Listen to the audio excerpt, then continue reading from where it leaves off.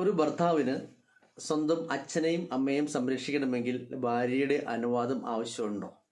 അനുവാദം ചോദിക്കാറുണ്ടോ? ഇല്ല. അച്ഛനെയും അമ്മയും സംരക്ഷിക്കൽ സ്വന്തം ഉത്തരവാദിത്തമാണെന്ന് കരുതി ഏറ്റെടുത്ത് സംരക്ഷിക്കാറുള്ളൂ. എന്ന് മാത്രമല്ല, ഈ ഭാര്യയും ഭർത്താവിൻ്റെ അച്ഛനെയും അമ്മയും വളരെ കൃത്യമായിട്ട് സംരക്ഷിക്കാറുണ്ടാവും. ഇനി ഈ ഭാര്യയുടെ അച്ഛനെയും അമ്മയെയും ഭാര്യയ്ക്ക് ഒന്ന് പോയി സംരക്ഷിക്കണമെങ്കിൽ ഈ ഭർത്താവിൻ്റെ അനുവാദം ആവശ്യമില്ലേ? ഓക്കെ, ഭർത്താവിൻ്റെ അനുവാദത്തോട് മാത്രം ചെയ്യുന്നത് ഒരു കെട്ടുറപ്പുള്ള കുടുംബത്തിൻ്റെ ലക്ഷണമായി നമുക്ക് കാണാം. ഭർത്താവ് അനുവാദം കൊടുത്തില്ലെങ്കിലോ പോയി സംരക്ഷിക്കാൻ പറ്റുമോ? ഇനി ഭർത്താവ് അനുവാദം കൊടുത്തു എന്നിരിക്കട്ടെ, ഭർത്താവിൻ്റെ ഒരു അച്ഛനും അമ്മയോ വീട്ടിലുണ്ടാവുമല്ലോ.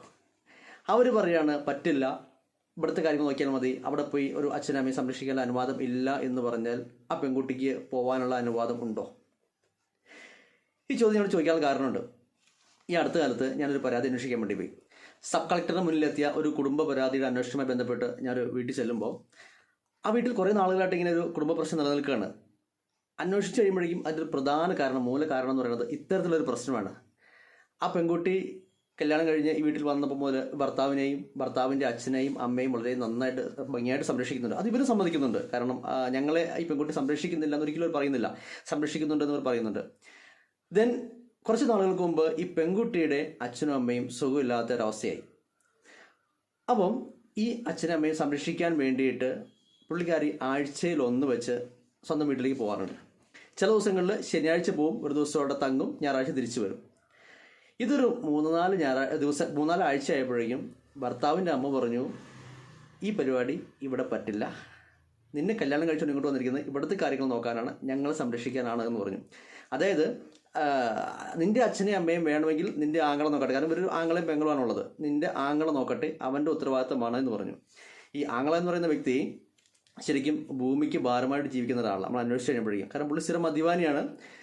മദ്യപാനത്തിൻ്റെ കൂടുതൽ കൊണ്ട് പുള്ളിക്കാരൻ്റെ ഭാര്യ വരെ ഉപേക്ഷിച്ച് പോയിരിക്കുകയാണ്. അപ്പോൾ പുള്ളി ഇപ്പം ഒരു ഭൂമിയിലോ അല്ല ആകാശത്തിലോ അല്ലാത്ത അവസ്ഥയിൽ ജീവിച്ചു പോയിക്കൊണ്ടിരിക്കുകയാണ്. അപ്പം ആ മകൻ്റെ സംരക്ഷണം കിട്ടിയതിന് ശേഷം സന്തോഷത്തോടെ മരിക്കാൻ പറ്റുമെന്ന് ഈ അച്ഛനും അമ്മയ്ക്ക് യാതൊരു പ്രതീക്ഷയില്ല, നാട്ടുകാർക്കാർക്കും പ്രതീക്ഷയില്ല.